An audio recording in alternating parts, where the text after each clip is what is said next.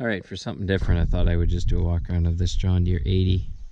It's a tractor we've had for a long time, and it's in fairly original condition.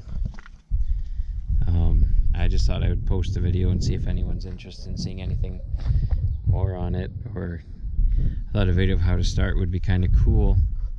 How they run is it's a very early diesel motor, and they were started with a pup motor, and it's kind of a interesting process to get it to run with a little gas motor, and then using that basically as a starter to run the 2-cylinder diesel motor.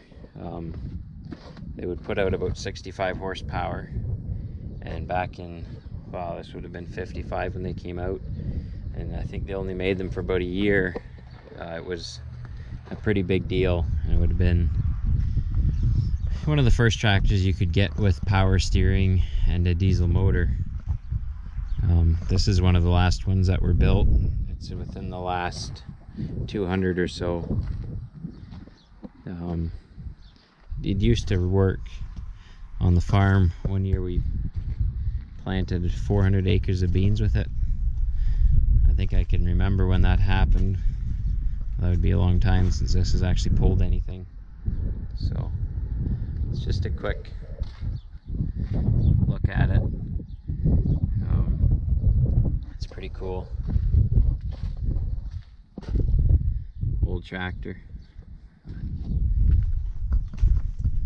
It's not been restored at all. I think there has some newer paint on it. Some places you can see that it has been touched up a bit, but it is fairly straight. The only real damage besides the rotting on the bottoms of the fenders is this panel here, where you can see some runs. But anyway, if it's at all interesting, leave a comment and a like, and I'll see if I can do anything more on it. Maybe show it just driving around a bit.